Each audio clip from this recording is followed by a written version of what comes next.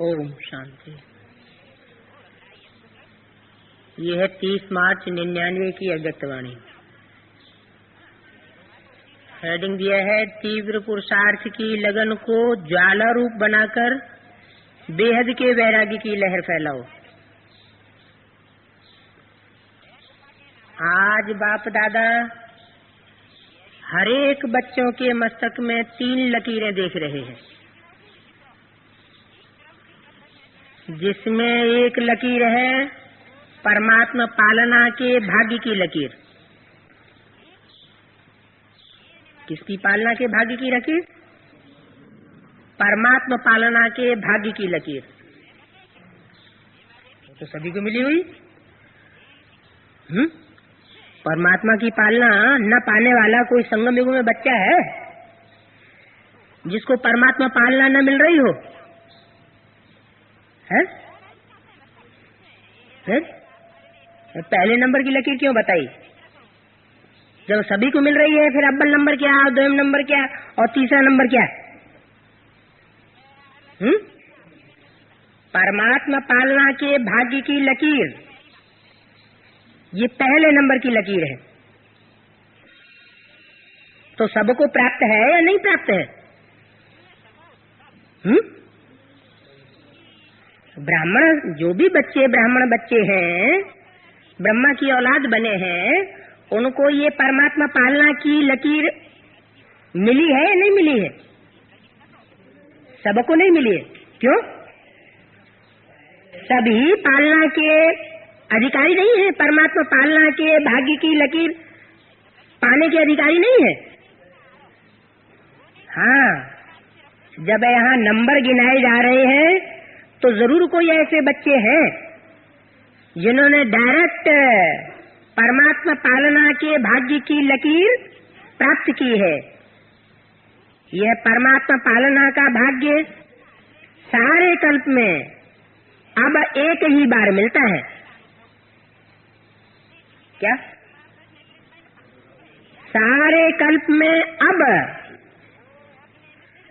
एक ही बार मिलता है, सिवाय इस संगम युग के ये परमात्मा पालना कभी भी प्राप्त नहीं हो सकती। तो संगम युग में एक ही बार मिलती है और अब मिलती है। अब माना कब? सन 36-37 में नहीं, या 66, 68, 69 में नहीं, 76 में नहीं है? 76 में मिलती है कि नहीं? मिलती है, क्योंकि परमात्मा पालना की बात बताई। परमात्मा बाप है तो परमात्मा पालना के भाग्य की लकीर भी कोई कोई बच्चों को है, सबको नहीं है। और अब ही है जब परमात्मा बाप प्रत्यक्ष होता है। प्रत्यक्षता वर्ष कब से? 76 से। तब से ही वो लकीर आरंभ हो चुकी है और एक ही बार मिलती है। संगम युग में बार बार नहीं मिलती कि आदि में भी मिली हो, मध्य में भी मिली हो और अब अंत में भी मिल रही हो। सिवाय इस संगम युग के ये परमात्मा पालना कभी भी नहीं प्राप्त हो सकती। किस संगम युग के? सिवाय इस संगम युग के। है? ये कोई खास अनोखा संगम युग है क्या? हाँ, संगम युग तो है, लेकिन ये है पुरुषोत्तम संगम युग। इसकी क्या विशेषता? एक होता है सामान्य संगम युग और दूसरा होता है पुरुषोत्तम संगम युग। सामान्य संगम युग में पुरुषों में उत्तम आत्मा प्रत्यक्ष नहीं होती, लेकिन इस पुरुषोत्तम संगम युग में पुरुष माने आत्मा, आत्माओं में जो श्रेष्ठ से श्रेष्ठ पार्टधारी हैं वो अब प्रत्यक्ष हो रहे। 73 में बोला था, 74 में 3 नंबर डिक्लेयर होंगे, फर्स्ट, सेकंड, थर्ड। जो पहला मेला हुआ था रामलीला ग्राउंड में, उस समय ये घोषणा की थी इस मेले की स्थूल सजावट का इनाम फर्स्ट, सेकेंड, थर्ड ये दीदी दादियां देंगी, और फीचर्स की अव्यक्त स्थिति की सजावट का इनाम बाप दादा देंगे। उस समय पर प्रत्यक्ष होगा, अभी नहीं बतावेंगे। फिर बाद में क्या बताया? बाद में डिक्लेयर भी किया, 2 सीट डिक्लेयर हुई हैं, माता पिता। अरे माता पिता ही नहीं, वही 66-69 में शरीर छोड़ के चले गए, तो सीट कहाँ खाली रहेगी क्या है? कि सूक्ष्म शरीरधारी बैठेंगे हैं, या गुलजार दादी बैठ जाएंगी? फिर साथ में साथी भी चाहिए। अगर गुलजार दादी को बाबा कहें तो फिर माता की सीट कौन? नहीं। बाद में 2 सीट डिक्लेयर हुई, इसका मतलब है कि 2 स्टेजेस फर्स्ट और सेकंड क्लियर हुए। जो पहले ही मुरली में बोल दिया था, इन लक्ष्मी नारायण का जन्म कब हुआ? आज से 10 वर्ष कम 5000 वर्ष हुए, तब इन लक्ष्मी नारायण का जन्म हुआ। तो उसे साबित हो जाता है कि आज से 5000 वर्ष कम न किया जाए तो 66 की 67 की मुरली है, वही 66 आएगा ना, 5000 वर्ष पीछे ले जाने से। अगर 10 वर्ष कम कर दिया जाए तो वो 76 आ जाता है।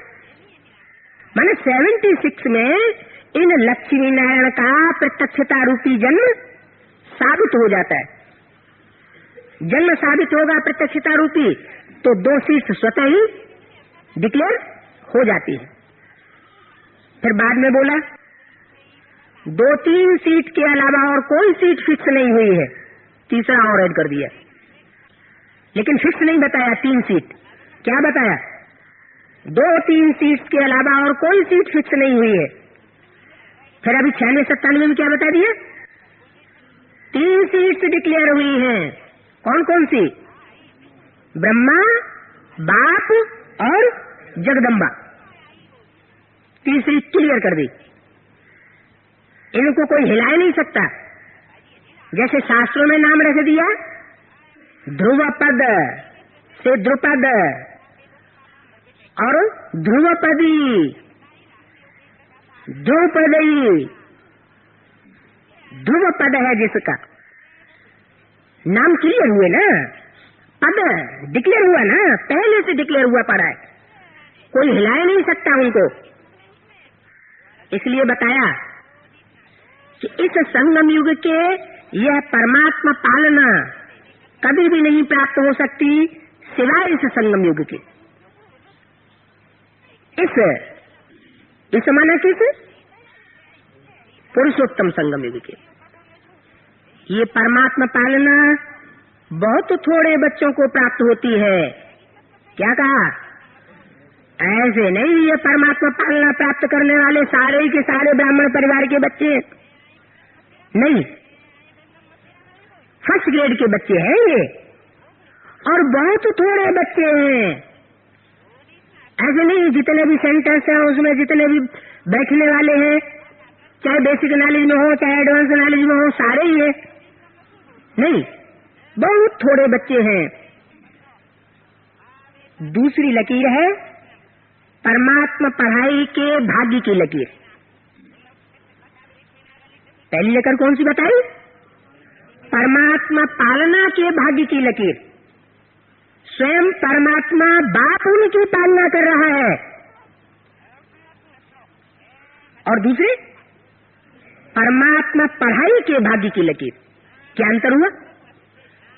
जो पालना लेने वाले हैं, परमात्मा से डायरेक्ट पालना लेने वाले हैं, क्या वो बाप से पढ़ाई नहीं पढ़ रहे हैं? या जो पढ़ाई पढ़ने वाले हैं वो सब बच्चे बाप से पालना नहीं ले रहे हैं? इसमें अंतर है क्या? अंतर हो सकता है? क्या अंतर हो सकता है? वो है परमात्मा से पढ़ाई पढ़ने वाले बच्चे, सेकंड ग्रेड। और वो है फर्स्ट ग्रेड के बच्चे जो पढ़ाई भी पढ़ते हैं और साथ साथ पालना के भी अधिकारी हैं, पालना का भी भाग्य ले रहे हैं। तो अंतर क्या है दोनों में? परमात्मा पढ़ाई ये कितना भाग्य है जो स्वयं परमात्मा शिक्षक बन पढ़ा रहे हैं। कौन पढ़ा रहे हैं? स्वयं परमात्मा शिक्षक बन करके पढ़ा रहे हैं। तो ये क्या बड़ी बात हो गई? और तो पहले से ही मुरलियों में बोलते चले आ रहे हैं, बाप टीचर सतगुरु, मैं तुम्हारा बाप भी हूँ, टीचर भी हूँ, सतगुरु भी हूँ। एक तो नहीं हूँ, क्या क्या हूँ? बाप भी हूँ, टीचर भी हूँ और सतगुरु भी हूँ। एक ही रूप से तीनों हूँ, ये भी बता दिया। ऐसे नहीं कि बाप का रूप अलग है, टीचर का रूप अलग है और सतगुरु का रूप अलग है, नहीं, एक ही रूप से। तो बेसिक नॉलेज वाले क्या समझ लेते हैं कि दादा लेखराज ब्रह्मा के द्वारा बाप भी है, टीचर भी है और सतगुरु भी है। लेकिन मुख का रट्टा लगाना एक अलग बात और उसको एक्सटेंड करके समझ लेना और समझाए लेना दूसरी बात है। बाप कहा जाता है बीज बोने वाले को। आदि में बाप बीज बोता है, अंत में वर्षा देता है। टीचर कहा जाता है एक्सप्लेन करने वाले को। जो भी गद्य या पद्य है, प्रोज और पोएट्री है, उसके एक एक शब्द के हिज्जे हिज्जे बताने वाले को टीचर कहा जाता है। तो हमारी पोएट्री कौन सी है? मुरली है हमारी पोएट्री, जो ब्रह्मा के मुख से माउंट आबू में 68 तक बोली गई। और उसके बाद ब्रह्मा की अव्यक्त सोल गुलजार दादी के तन के द्वारा जो बोल रही है वो है पद्य, प्रोज। उन दोनों प्रकार की वाणियों का क्लैरिफिकेशन बताने वाला टीचर चाहिए। तो कोई जरूर टीचर भी है जिसकी तरफ इशारा किया गया है कि वो बाप, वो टीचर, वो डायरेक्ट पालना दे रहा है, सब बच्चों को नहीं दे रहा है। कोई विशेष बच्चे हैं जो खास इस समय पुरुषोत्तम संघ में ऊपर वो पालना लेने के अधिकारी बन रहे हैं। और दूसरी कैटेगरी के वो बच्चे हैं जो पालना तो नहीं ले रहे हैं डायरेक्ट, लेकिन पढ़ाई पढ़ रहे हैं। पढ़ाई पढ़ने का भाग्य है, लेकिन डायरेक्ट पालना लेने का भाग्य नहीं है। माना वो पालना किससे ले रही है? दीदी से, दादियों से या दादाओं से, या अपने लौकिक माँ बाप की पालना ले रहे हैं, या यूं कहें कि वो अपने पैरों खड़े तो होकर खुद अपनी पालना कर रहे हैं, या उनको अपने लिए मेहनत करनी पड़ती है पालना करने के लिए, अपने लौकिक परिवार के लिए या अपने अलौकिक परिवार की पालना करने के लिए। लेकिन बाप उनकी पालना नहीं कर रहे हैं, माँ कर रही है। माँ उनकी पालना कर रही है। माना माँ और बाप अलग अलग है क्या? कि माँ कर रही है और बाप नहीं कर रहा है? माँ कर रही है तो बाप भी कर रहा है, बाप कर रहा है तो जरूर माँ के द्वारा करवा रहा है। हमारा तो प्रवृत्ति मार्ग है, निवृत्ति मार्ग तो है ही नहीं। तो ऐसी बात नहीं है कि माँ पालना कर रही है। यहाँ बात किसकी हो रही है? बाप के पालना की बात हो रही है, बाप के द्वारा पढ़ाई की बात हो रही है, या माँ की हो रही है? या तो बाप की बात हो रही है, माँ की बात लगाने की बात ही नहीं। और वो तो स्वतः ही समझा जा सकता है कि हमारा प्रवृत्ति मार्ग है, बाप पढ़ाई पढ़ा रहा है, बाप टीचर बन रहा है, बाप पालना दे रहा है, तो पालना जरूर माता के द्वारा दे सकता है। माता भी है तो पिता भी है। तो परमात्मा पढ़ाई ये कितना भाग्य है जो स्वयं परमात्मा शिक्षक बन पढ़ा रहे हैं। कोई दूसरा नहीं पढ़ा रहे हैं, स्वयं परमात्मा बाप शिक्षक बन करके पढ़ा रहे हैं। तीसरी लकीर है परमात्मा प्राप्तियों की लकीर। कौन सी लकीर? परमात्मा के द्वारा प्राप्तियों की लकीर। डायरेक्ट परमात्मा से प्राप्ति करने वाले बच्चे हैं तीसरे नंबर के। तो सोचो कितनी प्राप्तियां हैं, सभी को याद है ना? प्राप्तियों की लिस्ट कितनी लंबी है। तो हर एक के मस्तक में ये 3 लकीरें चमक रही हैं। ऐसे भाग्यवान आत्माएं अपन को समझते हो? कैसे भाग्यवान? एक तो परमात्मा पालना के भाग्य की लकीर, और दूसरे परमात्मा पढ़ाई के भाग्य की लकीर, और तीसरे प्रकार के बच्चे परमात्मा प्राप्तियों की लकीर खींचने वाले बच्चे। तो हर एक के मस्तक पर ये 3 लकीरें चमक रही हैं। ऐसे भाग्यवान आत्माएं अपने को समझते हो? पालना, पढ़ाई और प्राप्तियां। साथ साथ बाप दादा बच्चों के निश्चय के आधार पर रूहानी नशा भी दे रहे हैं। रूहानी नशे का भी आधार क्या?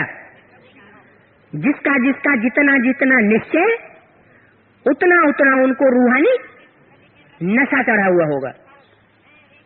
हर एक परमात्मा बच्चा कितना रूहानी नशे वाली आत्मा है। सारे विश्व में और सारे कल्प में सबसे हाईएस्ट भी है, महान भी है और होलीएस्ट भी है। क्या?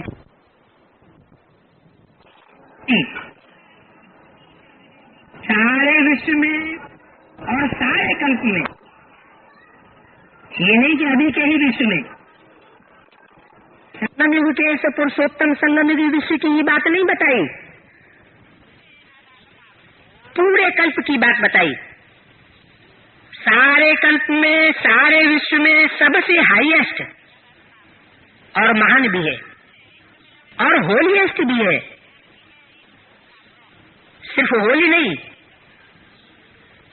होलीएस्ट माने दूसरे धर्म वालों के से अगर मुकाबला किया जाए, कभी भी मुकाबला किया जाए, तो सदैव होलीएस्ट की लिस्ट में गिने जाएंगे।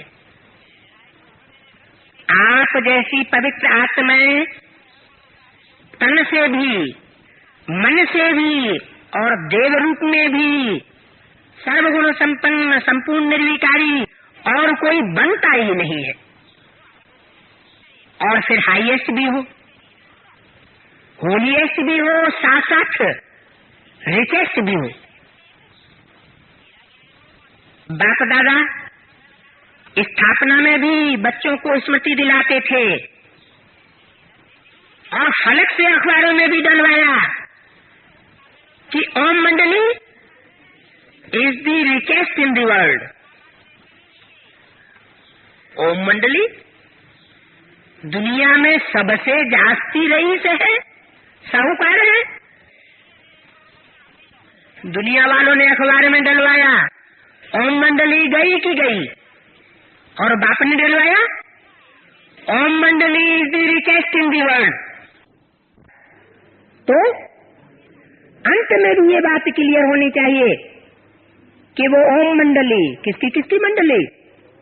आ उ मा, आ ब्रह्मा, ओ विष्णु और माँ महेश, ये 3 की मंडली है।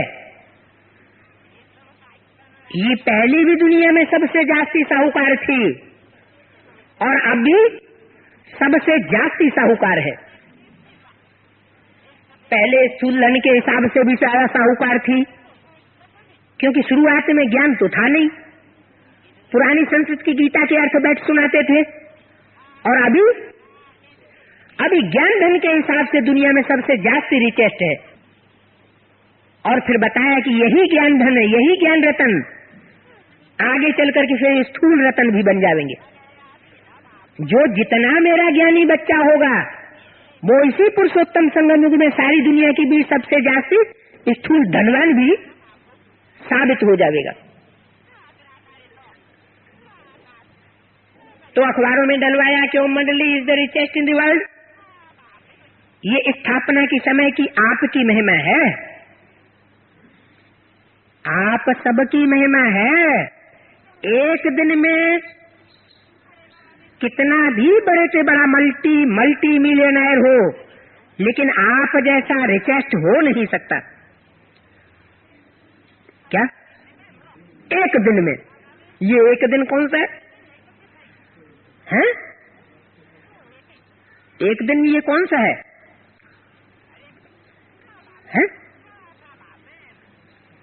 पुरुषोत्तम वर्ष भी है, पुरुषोत्तम मास भी है, पुरुषोत्तम बनने का पुरुषोत्तम दिन भी है, और पुरुषोत्तम बनने की पुरुषोत्तम घड़ी भी इसी पुरुषोत्तम संगम युग में निधि हुई है। तो जिस घड़ी वो ओम मंडली संसार के सामने प्रत्यक्ष होगी, उस घड़ी उस दिन की बात बताई जो पुरुषोत्तम दिन है, डिक्लेयर होगा। उस एक दिन में कितना भी बड़े से बड़ा मल्टी मिलियनर हो, लेकिन आप जैसा रिचेस्ट नहीं हो सकता एक दिन के अंदर। आप एक ही दिन में इतने मल्टी मिलियनर के मुकाबले कहीं ज्यादा से ज्यादा साहूकार साबित हो जाएंगे। इतना रिचेस्ट बनने का साधन क्या है? दुनिया में कोई धन दौलत वाले बनते हैं तो कहते हैं अरे ये तो एक साल में ही क्या से क्या बन गया, अरे इसने तो 6 महीने में ही कितनी तरक्की कर ली, और यहाँ तरक्की का कितना टाइम बताया? एक दिन में ही इतने मल्टी मिलियनर्स का मुकाबला, तो क्या उनसे कई गुना आगे बढ़ जाने वाले। तो इतना रिचेस्ट बनने का साधन क्या है? दुनिया में भी तो पूछते हैं कि आखिर तुमने क्या किया जी इतने साहूकार बन गए इतनी जल्दी? बहुत छोटा सा साधन है। लोग रिचेस्ट बनने के लिए कितनी मेहनत करते हैं, और आप कितना सहज माला माल बन जाते हो, जानते हो ना? वो साधन सिर्फ छोटी सी बिंदी लगानी है, बस बिंदी लगाई और कमाई हुई। क्या आत्मिक स्थिति की ही बिंदी लगा दो, बहुत बड़ी कमाई हो जाती है। आत्मा भी बिंदी, बाप भी बिंदी, और जो बीती सो बीती की बिंदी, जो बीता सो ड्रामा। फुल स्टॉप लगाना वो भी बिंदी है। तो बिंदी आत्मा को याद किया, कमाई बढ़ गई। वैसे लौकिक में भी देखो, बिंदी से ही संख्या बढ़ती है। एक अंक और बिंदियां लगाते जाओ, मल्टीप्लिकेशन होता जाएगा। एक के आगे बिंदी लगाओ तो क्या हो जाता? 10। 2 बिंदी लगाओ, 3 बिंदी लगाओ, 4 बिंदी लगाओ, बढ़ता ही जाता है। तो आपका साधन कितना सहज है, कोई ज्यादा मेहनत है क्या? प्रैक्टिस की ही तो बात है, बार बार स्मृति में लाने की ही तो बात है। मैं आत्मा हूँ, ये स्मृति की बिंदी लगाना अर्थात खजाना जमा होना। फिर बाप की बिंदी लगाओ और भी खजाना जमा। कर्म में, संबंध संपर्क में ड्रामा का फुल स्टॉप लगाओ, ड्यूटी को फुल स्टॉप लगाया और खजाना बढ़ गया। तो बताओ सारे दिन में कितनी बार बिंदी लगाते हो? लगाते हैं ना। और बिंदी लगाना कितना सहज है, मुश्किल लगता है क्या? जिसको प्रैक्टिस पड़ गई उसको तो बिंदी लगाना कोई मुश्किल नहीं लगता। टीचर्स के लिए बिंदी लगाना मुश्किल है क्या? नहीं ना, यह बिंदी खिसक जाती है। इसका मतलब कोई कोई टीचर्स हैं जो नाम की टीचर्स हैं थ्योरी की, लेकिन प्रैक्टिकल में उनकी बिंदी खिसक जाती है। बाप दादा ने कमाई का साधन सिर्फ बिंदी लगाने का बताया, बिंदी लगाते जाओ, यही सिखाया है। तो पांडवों को बिंदी लगाना आती है? अगर आती है तो एक हाथ की ताली बजाओ। ये क्या? एक हाथ की ताली कैसे बजेगी? बजेगी है? नहीं बजेगी। क्यों नहीं बजेगी? है? एक बाप निराकार ज्योति बिंदु, निराकारी स्टेज वाला, और एक मैं आत्मा साकार स्वरूप वाली, साकार स्वरूप वाली आत्मा का हाथ भी एक कैसा होगा? साकार होगा। है? कौन सा हाथ? बुद्ध रूपी हाथ। एक मेरा बुद्ध रूपी हाथ और एक बाप का बुद्ध रूपी हाथ। अंतर तो होगा ना, दोनों हाथों में अंतर होगा या नहीं होगा? होगा। बच्चे का बुद्ध रूपी हाथ और बाप का बुद्ध रूपी हाथ, तो दो बुद्ध रूपी हाथ मिलेंगे तो चटाका होगा?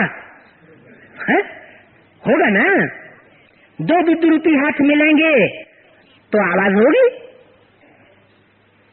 क्या आवाज होगी?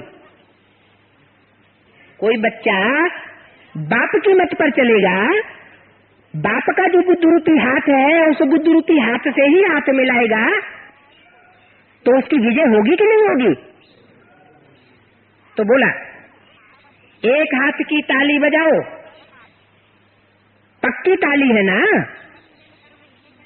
कि कभी बजती है कभी नहीं बजती? कभी बाप का श्रीमत रूपी हाथ मिलता है कभी नहीं मिलता? या मौके पर भूल जाता है? भूल जाता है क्या? नहीं ना, पक्की है ना। या कभी कभी खिसक जाती है, कभी लग जाती है।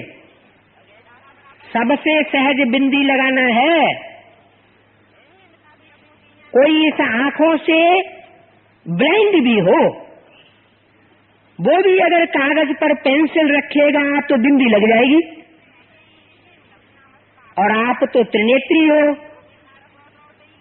दो नेत्रों की बजाय तीसरा नेत्र भी आपका खुला हुआ है।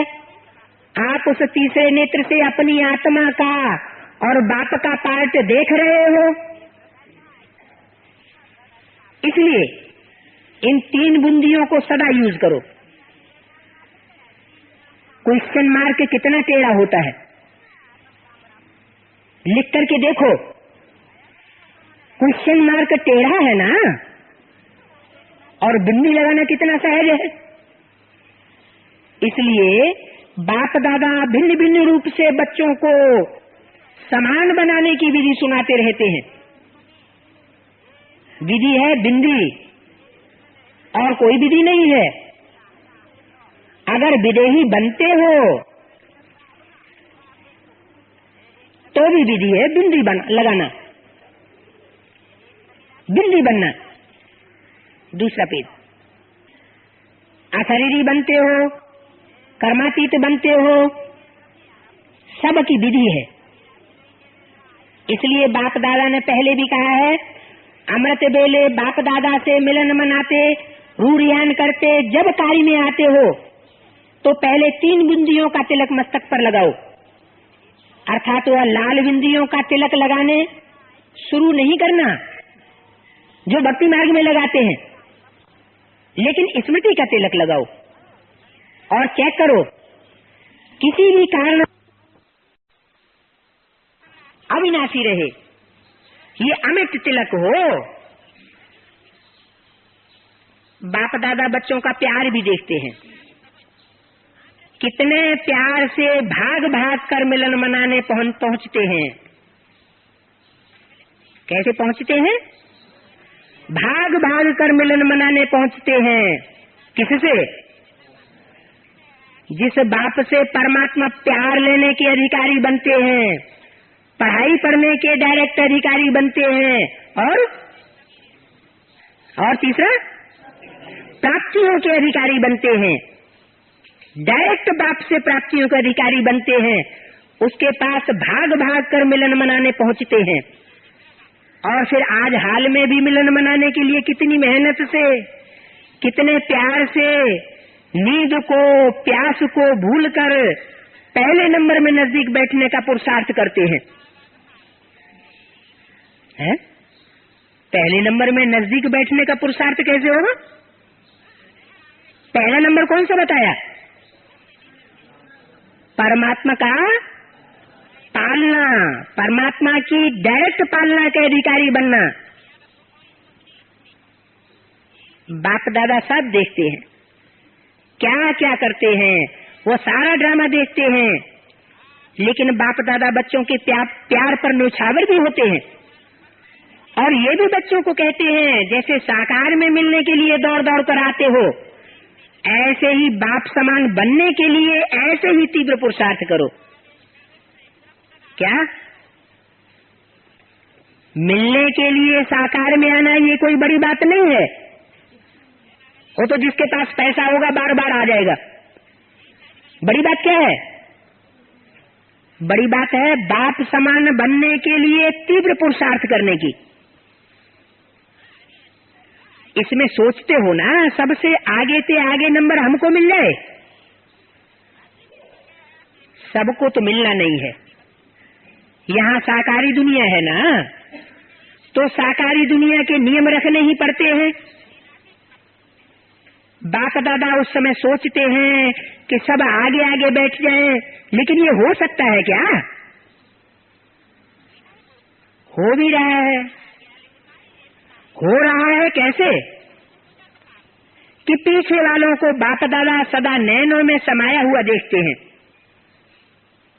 तो सबसे समीप है नैन। तो पीछे नहीं बैठे हो, लेकिन बाप दादा के नैनों में बैठे हो, नूरे रतन हो। सुना पीछे वालों ने? कौन से पीछे वाले? स्थूल रूप में हैं? स्थूल रूप में पीछे वाले? यह सूक्ष्म बात है। सूक्ष्म रूप में बेहद में पीछे वाले कौन हुए? जो लास्ट में आए हैं लेकिन पुरुषार्थ में फास्ट जा रहे हैं, वो बाप दादा के नैनों में समाये हुए हैं। यज्ञ के आदि में भी थे और अभी फिर से आए हुए हैं। तीखा पुरुषार्थ कर रहे हैं, बिंदी के ऊपर बिंदी, बिंदी के ऊपर बिंदी लगाने में बड़े फास्ट जा रहे हैं। तो सुना पीछे वालों ने?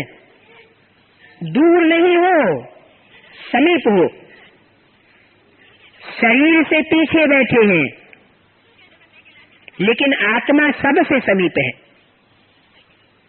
और बाप दादा तो सबसे ज्यादा पीछे वालों को ही देखते हैं। क्या कहा है? जो आगे आगे बैठने को जिनको चांस मिलता है उनको नहीं देखते हैं। किनको देखते हैं? सबसे ज्यादा पीछे वालों को ही देखते हैं। देखो, नजदीक वालों को कि स्थूल नैनों से देखने का चांस है। क्या कहा? नजदीक वालों को इन स्थूल नेत्रों से ही देखा जा सकता है? और पीछे वालों को इन नैनों से नजदीक देखने का चांस नहीं है। इन नैनों से माने स्थूल नैनों से पीछे वाले जो बहुत पीछे हैं, उनको इन स्थूल नैनों से नहीं देखा जा सकता। कौन से नैनों से देखा जा सकता है?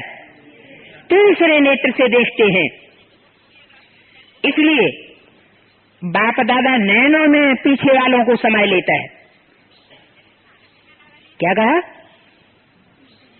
तीसरे नेत्र से जिन बच्चों को देख रहा है उनको इन्हीं स्थूल नेत्रों में अंदर समा के रखा हुआ है। तो कौन श्रेष्ठ हुए? पीछे वाले। बाप दादा मुस्कुराते रहते हैं, 2 बजता है और लाइन लगना शुरू हो जाती है। बाप दादा समझते हैं कि बच्चे खड़े खड़े थक भी जाते हैं, लेकिन बाप दादा सभी बच्चों को प्यार का मसाज करते हैं, टांगों में मसाज हो जाता है। बाप दादा का मसाज देखा है ना, मालिश, बाप दादा की मालिश देखी है ना। मालिश भी कैसी होगी? स्थूल हाथों की मालिश होगी क्या? नहीं, ये तो मालिश है बेहद के श्रीमत रूपी हाथों की। बहुत न्यारा और प्यारा मालिश है। तो आज सभी इस सीजन का लास्ट चांस लेने के लिए चारों ओर से भाग भाग कर पहुंच गए हैं। अच्छा है, बाप से मिलन का उमंग उत्साह सदा आगे बढ़ाता है। क्या कहा है? कौन से बाप से मिलन का उमंग उत्साह सदा आगे बढ़ाता है? हैं? अरे अभी ऊपर तो बताया, जो परमात्मा पालना के अधिकारी बच्चे हैं, परमात्मा बाप से डायरेक्ट पालना ले रहे हैं, उस बाप से, अथवा पढ़ाई पढ़ रहे हैं डायरेक्ट उस बाप से, अथवा प्राप्तियां कर रहे हैं, उस बाप से मिलन का उमंग उत्साह सदा आगे बढ़ाता है। बाप से तो बाप स्त्री चोले में होगा या पुरुष चोले में होगा? सफेद साड़ी तो नहीं पहन के बैठ जाता होगा। लेकिन बाप दादा तो बच्चों को 1 सेकंड भी नहीं भूलता है। बाप एक और बच्चे हैं अनेक, परंतु अनेक बच्चों को भी 1 सेकंड भी नहीं भूलते हैं, क्योंकि सिकेलधे बच्चे हो। देखो कहाँ कहाँ देश विदेश के कोने कोने से बाप ने ही आपको ढूंढा है। कहाँ से ढूंढा? कहीं का ईंट कहीं का रोड़ा, भानुमती ने कुनवा जोड़ा। कहाँ कहाँ से ढूंढ करके इकट्ठा किया है। आप बाप को ढूंढ सके? 63 जन्म ढूंढा, लेकिन ढूंढ नहीं सके, भटकते रहे, लेकिन मिल नहीं सके। और बाप ने भिन्न भिन्न देशों से, भिन्न भिन्न गांवों से, कस्बों से, जहां जहां भी बाप के बच्चे हैं, उन सब को ढूंढ लिया, अपना बना लिया। ढूंढ लिया और अपना बना लिया। गीत गाते हो ना, मैं बाबा का और बाबा मेरा। गीत दिल से गाते हो या सिर्फ कहने के लिए? बिंदी बाबा मेरा और मैं बिंदी बाबा का। ये कैसा गीत हुआ? दिल का गीत हुआ? मैं बिंदी बाबा का और बिंदी बाबा मेरा, ये तो दिल का गीत नहीं हुआ। तो मैं बाबा का और बाबा मेरा, क्योंकि बाबा कहा ही तब जाता है जब साकार और निराकार का मेल हो, उसको बाबा कहा जाता है। अगर साकार का निराकार बिंदु के साथ मेल नहीं हुआ, सुप्रीम की सोल के साथ, तो वो बाबा नहीं कहा जाएगा, बाप कहा जाएगा। किसका? बिंदु बिंदु आत्माओं का।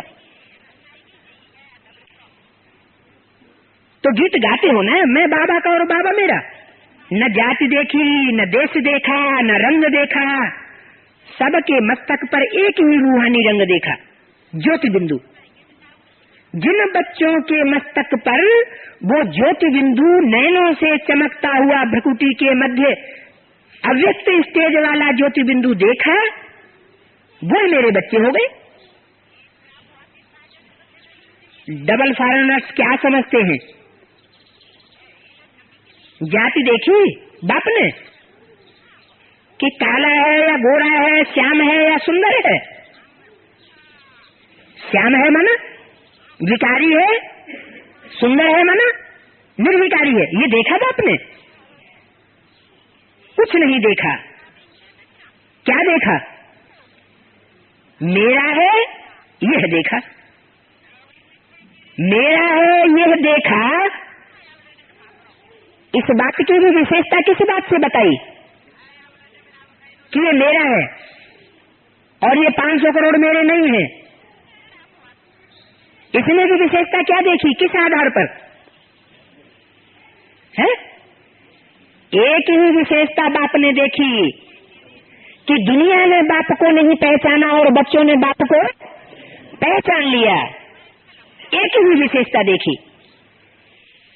वो विशेषताएं नहीं देखी सर्वगुण संपन्न, 16 कला संपूर्ण, संपूर्ण हिंसक, संपूर्ण निर्विकारी। सिर्फ एक पहचानने की विशेषता देखी और कुछ नहीं देखा। मेरा है ये देखा। तो बताओ, बाप का प्यार है या आपका प्यार है? किसका है? हाँ, कोई ने कहा दोनों का है। बच्चे भी उत्तर देने में होशियार हैं। कहते हैं बाबा आप ही कहते हो कि प्यार से प्यार खींचता है, तो आपका प्यार है तो हमारा है, तब तो खींचता है। बच्चे भी होशियार हैं और बाप को खुशी है कि इतना हिम्मत, उमंग, उत्साह रखने वाले बच्चे हैं। बाप दादा के पास 15 दिन के चार्ट का बहुत बच्चों का रिजल्ट आया है। एक बाप दादा ने चारों ओर की रिजल्ट में देखी। तीसरा पेज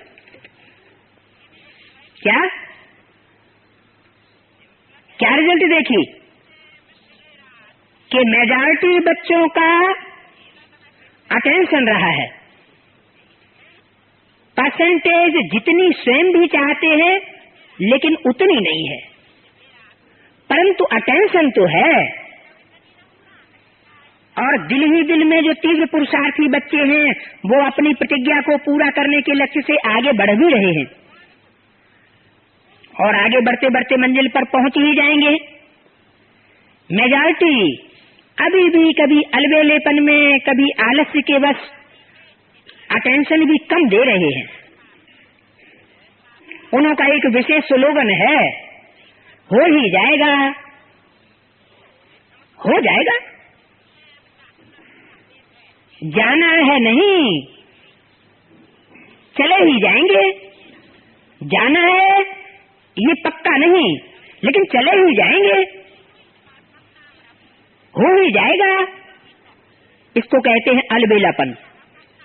जाना ही है, ये है तीव्र पुरुषार्थ। बाप दादा वायदे बहुत सुनते हैं, बार बार वायदे बहुत अच्छे करते हैं।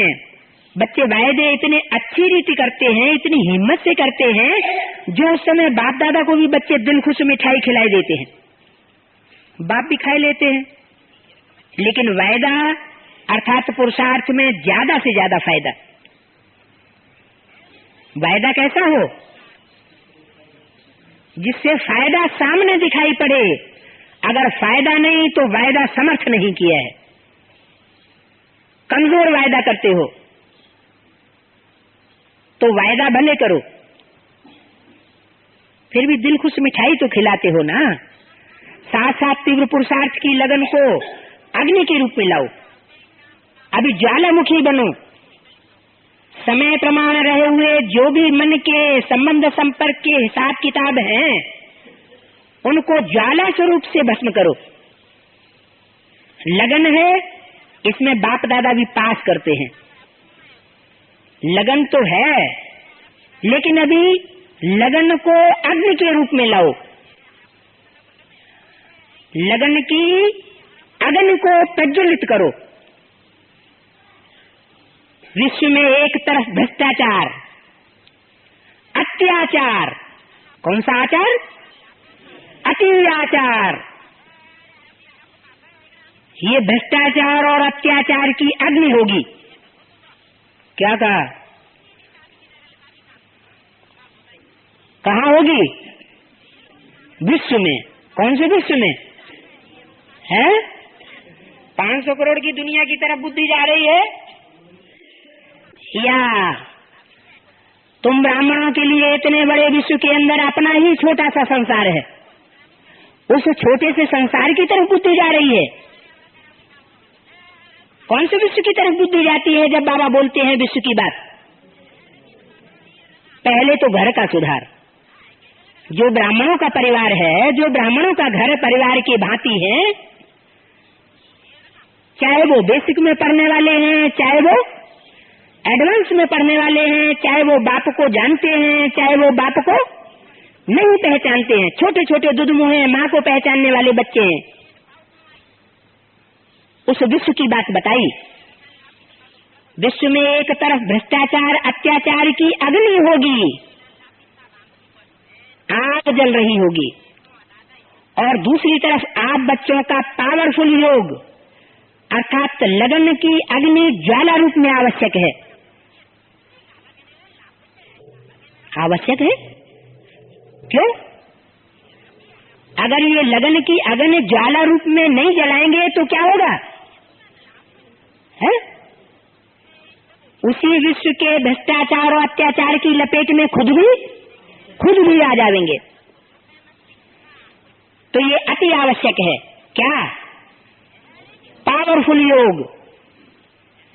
यह ज्वाला रूप इस भ्रष्टाचार अत्याचार के अग्नि को समाप्त कर देगा और सर्वात्माओं को सहयोग देगा।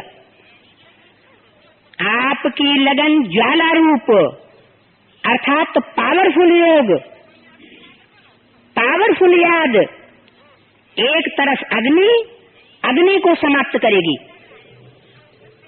भ्रष्टाचार और अत्याचार की अग्नि को समाप्त करेगा क्या? योग अग्नि का पावरफुल रूप, और दूसरी तरफ आत्माओं को परमात्मा संदेश की शीतल स्वरूप की अनुभूति कराएगी, बेहद की वैरागी वृत्ति प्रज्वलित कराएगी। एक तरफ भस्म करेगी और दूसरी तरफ शीतल भी करेगी, बेहद के वैरागी की लहर फैलाएगी। तो समय के अनुसार मेरा योग तो है, सिवाय बाबा के और कोई नहीं है, ये तो बहुत अच्छा है, परंतु सुनाया कि अभी ज्वाला रूप बनो, जो यादगार में शक्तियों का शक्ति रूप है, महाशक्ति रूप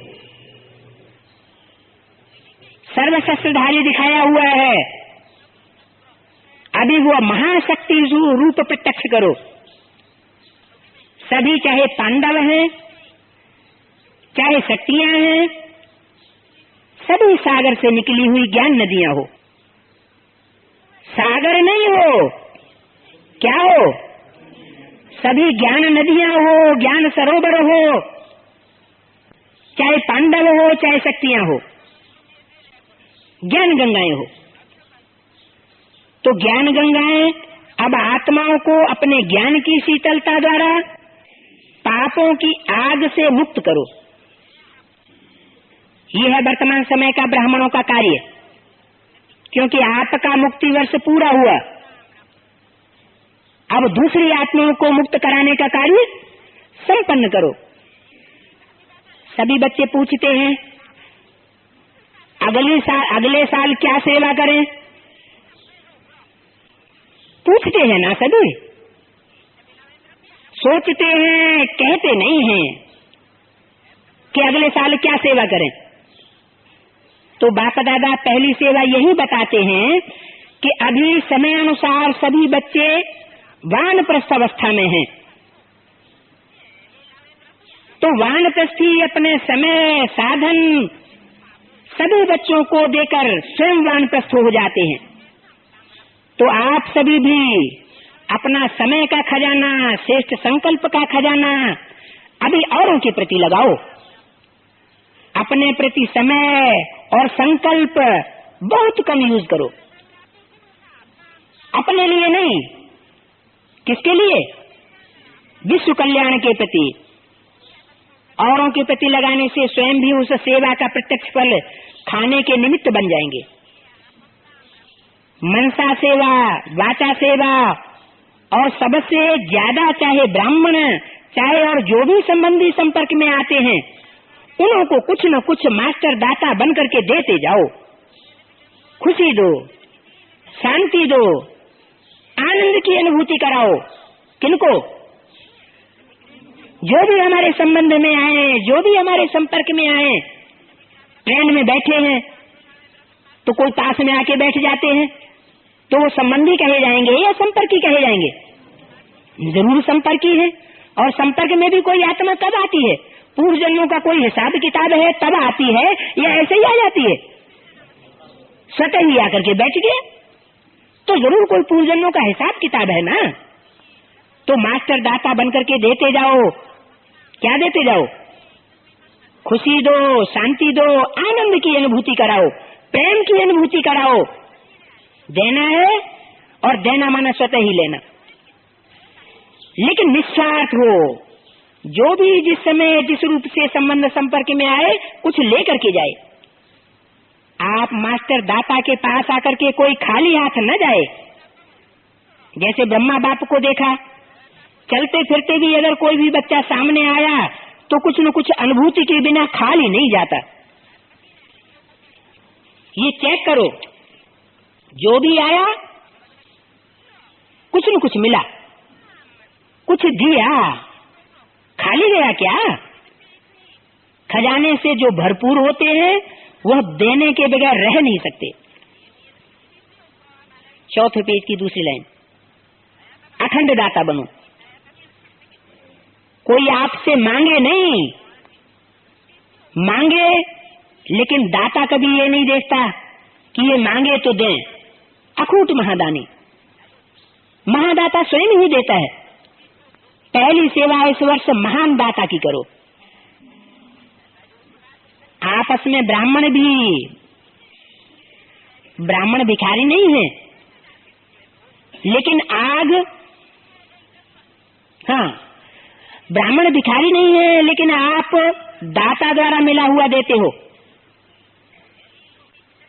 ये भिखारी नहीं है लेकिन सहयोगी है। ब्राह्मणों को किसी दृष्टि से देखना है कि ये बाप दादा के कार्य में सहयोगी हैं।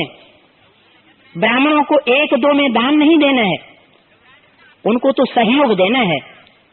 क्योंकि जो कुछ भी आपस में एक दूसरे को देते हो वो मिला कहाँ से है? बाप से मिला है, तो सहयोग देना है। यह है पहली नंबर सेवा।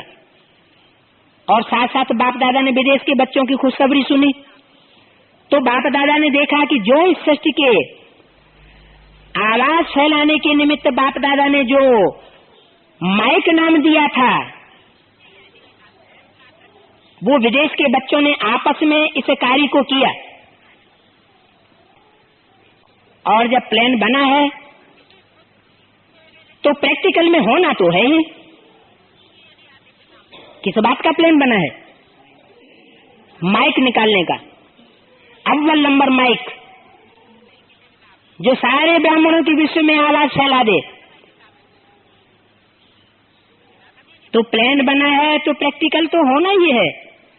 लेकिन भारत में भी जो 13 जोन हैं, हर एक जोन से कम एक ऐसे विशेष निमित्त सेवाधारी, जिसको माइक कहो या कुछ भी कहो, आवाज फैलाने वाले कोई निमित्त बनाओ।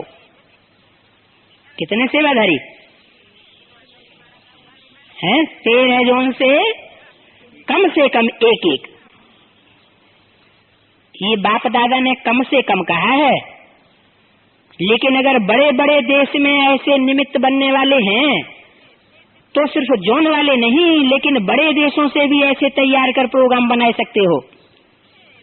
बना नहीं सकते ये बात नहीं, बनाना ही है। बाप दादा ने विदेश के बच्चों को दिल ही दिल में मुबारक दी। अभी मुख से भी मुबारक दे रहे हैं कि प्रैक्टिकल में लाने का प्लान पहले बाप दादा के सामने लाया। वैसे बाप दादा जानते हैं कि भारत में और ही सहज है, लेकिन अभी कुछ क्वालिटी की सेवा कर सहयोगी समीप लाओ। बहुत सहयोगी हैं, लेकिन संगठन में उन्हों को और भी समीप लाओ। साथ साथ बाप दादा का ये संकल्प है कि हर एक बड़े शहरों की जो एरिया होती है वो बहुत बड़ी होती है, और हर एक सेंटर को अपनी एरिया से ऐसे विशेष तैयार करना आवश्यक है, क्योंकि समय समीप आता जा रहा है और लास्ट समय आप सभी को स्वयं अपना परिचय नहीं देना है। आपकी तरफ से वो स्पीच करे, क्या होगा? आप स्वयं अपना परिचय नहीं देंगे, आपकी तरफ से वो माइक स्पीच करेगा, वो स्पीकर हो और आप सर्च लाइट दिखाई दे रहे हो।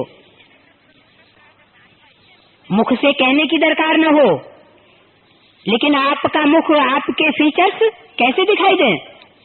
सर्च लाइट के मुआफिक। तो हर एक को अपनी एरिया में से क्या तैयार करना है? ऐसे हर एक एरिया में कोई न कोई विशेष बिजनेसमैन कहो या ऐसा भिन्न भिन्न वर्ग का कोई मुख्य होता ही है।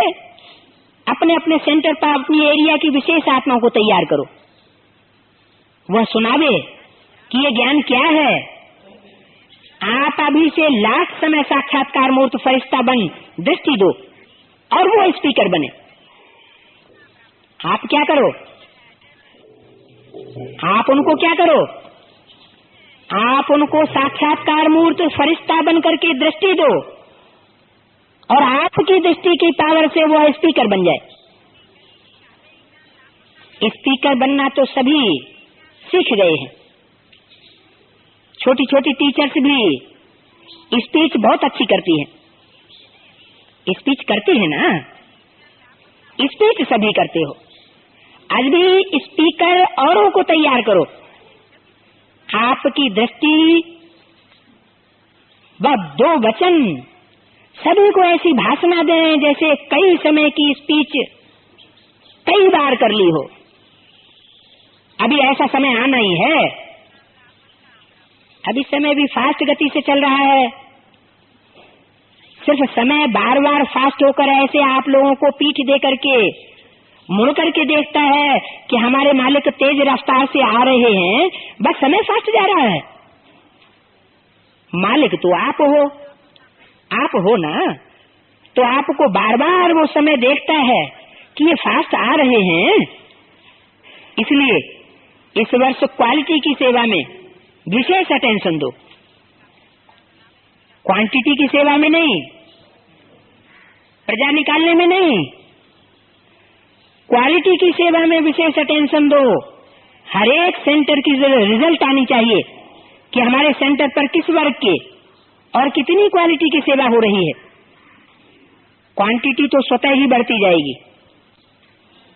क्वांटिटी बढ़ाने का पुरुषार्थ करने की आवश्यकता नहीं है,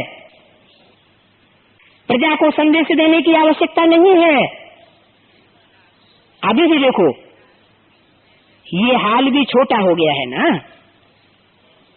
क्वांटिटी तो बढ़नी ही है। तो अभी ऐसे प्रैक्टिकल ग्रुप तैयार करो। कौन सी पार्टी को सामने लाओ? हैं? एडवांस पार्टी में कितने ग्रुप बताए? 3 ग्रुप बताए। एक प्लानिंग पार्टी,